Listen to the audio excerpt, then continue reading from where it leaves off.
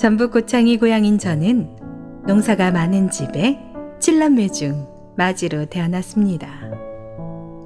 동생들을 돌보며 농사일에 돕다 보니 학교 공부보다 집안일이 늘 우선이었죠. 그러다가 갓 20살 되던 해에 느닷없이 결혼하게 됐는데요. 한 번 본 맞선이 도화선이 되어 제 의사를 묻기는커녕 주선한 사람들이 엄마가 허락한 일이라며 결혼 날짜를 잡은 탓에 일주일 만에 결혼식을 올린 것이죠. 나이 차이가 많이 나는 남편은 일도 거의 하지 않아 제가 가정 경제를 책임져야 했는데요. 둘째 아들을 낳은 지 4개월쯤 됐을 무렵 시누이 남편이 취업시켜주겠다며 서울로 오라고 하더군요. 당시 생계가 막막했던지라 그 말만 믿고 전라도에서 낯선 서울로 이사했는데요. 일자리를 소개해주겠다던 사람은 어디론가 도망가 버리고 이후 취직도 안 되다 보니 남편은 더 무기력해져 갔습니다. 그때부터 제가 본격적으로 생활 전선에 뛰어들었는데요. 어떻게 됐든 먹고는 살아야겠다 싶어 무작정 장사를 시작했습니다. 처음에는 자본금이 없는 탓에 잠을 설쳐가며 도라지 까는 일을 했는데요. 잠도 안 자고 밤낮 없이 일하는 제 모습을 본 사람들은 놀라기 일쑤였습니다. 이후 생선가게에서 장사를 돕다가 조그만 식당을 차렸는데요.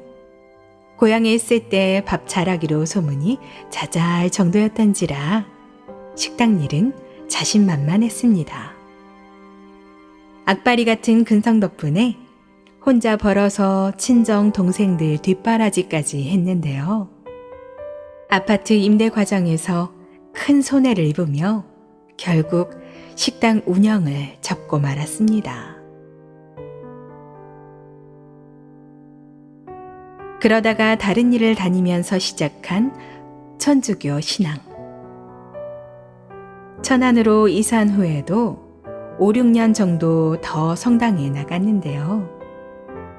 성서 읽기나 교리 공부가 재미있었지만 천안에서 다시 안산으로 이사한 뒤에는 하는 일이 힘든 데다 마음도 불편해 발길을 끊고 말았습니다. 어떤 일이 있어도 안산에서는 정착해야 한다. 굳게 마음 먹고 다시 시작한 식당 운영.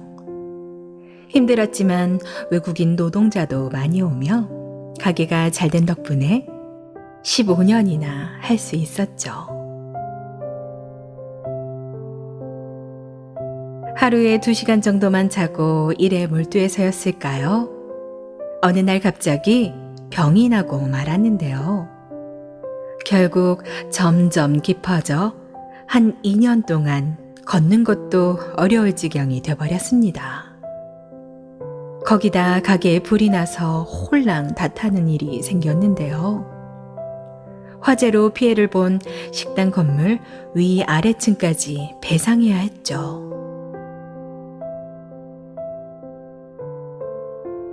돈도 돈이지만 그때부터 질병과의 싸움이 시작됐습니다. 화재로 인한 충격과 스트레스로 면역 체계가 무너져 내리고 다리도 퉁퉁 부어 더는 장사를 계속할 수 없었는데요.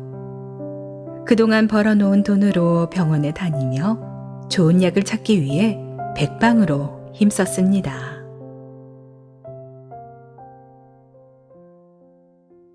저 사람은 얼마 못 살 것 같아. 저를 본 사람들이 했던 말이었는데요. 아침에 일어나면 손을 물에 담그고 1시간 남짓 주물러야 움직일 수 있었죠. 그래도 손과 발을 비롯한 온몸의 부기는 그대로였습니다.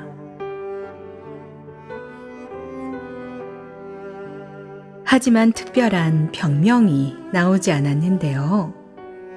그래도 몸의 통증을 견딜 수 없었던 저는 어떤 약이든 비싼 걸로 제발 약 좀 많이 주세요. 애원했습니다. 약을 하도 많이 먹다 보니 병원에서 암 환자로 분류할 정도였죠.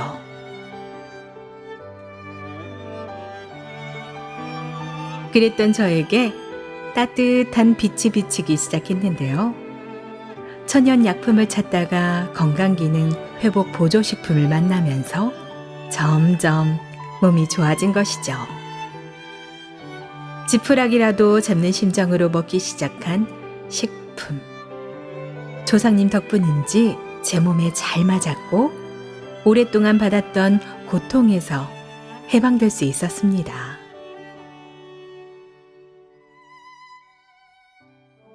그렇게 노력해도 낫지 않던 병이 호전되자 너무도 놀라웠는데요.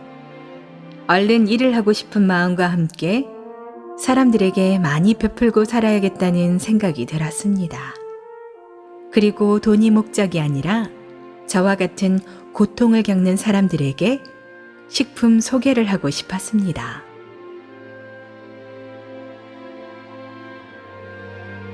이 도생님과의 인연도 그렇게 시작됐는데요. 나중에 알고 보니 저에게 상제님 진리를 전하기 위해 건강보조식품 영업교육에 참석했다고 하더군요.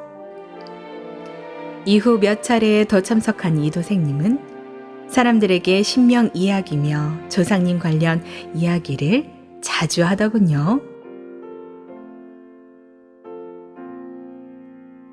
그러자 옆에 있던 후배가 언니, 저 사장님은 자꾸 귀신 이야기만 해서 이상해 라길래 제가 이 사장님 무슨 신앙을 하시는 거예요? 물었는데요. 궁금하기도 하고 나쁜 사람으로 보이지 않았기 때문이죠. 그랬더니 저는 증산도를 신앙합니다. 대답했는데요. 도장과 조상님 이야기 등을 하며 궁금하시면 도장에 한번 같이 가보시죠. 라며 도장 방문을 권유하시더군요. 그래서 수요치성에 가보기로 성큼 약속하고 당일이 되자 참석했는데요. 세상에 수호사님과 도장 도생님들이 너무도 반갑게 맞이해 주시는 것이었습니다. 그리고 얼마 후 초대받은 상생월드센터 착공 기념 대천제. 너무 설레기도 하고 궁금한 마음이 들어 참석하기로 했는데요. 웅대한 대천제 규모와 넓은 부지를 가득 메운 도생님들의 모습을 보고 깜짝 놀랐습니다. 오기를 잘했다 싶었죠. 이후 12월 초순, 평소 꿈을 잘 꾸지 않던 제가 신비한 꿈을 꾸게 됐는데요. 꿈에서 대궐 같은 큰 집에 들어가니 12분이 밝고 빛나는 옷을 입은 채 차례로 누워 계셨는데 너무도 환해 보였습니다. 그러다 집에 오니 또 한 분이 돌아가셨다며 누워 계시는 꿈이었죠. 꿈에서 깬 다음 슬프거나 기분이 안 좋거나 그런 것보다 희한한 꿈도 다 있네. 복권을 사야 하나 생각할 정도였는데요.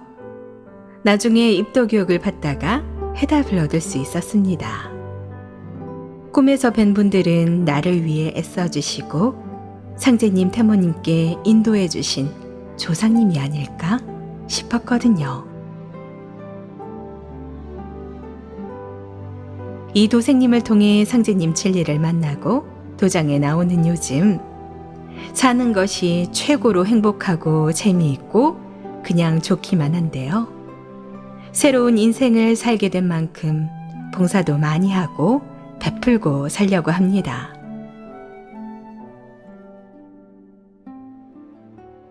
상제님 진리를 공부하며 절실히 깨우친 점이 몇 가지 있는데요. 많은 돈을 벌었어도 모두 내 것이 아니란 것과 상제님, 대모님, 태장 종도사님, 종도사님이 계신 덕분에 건강을 회복할 수 있었다는 것이죠. 그래서 순간순간 감사합니다, 감사합니다 외치게 됐습니다.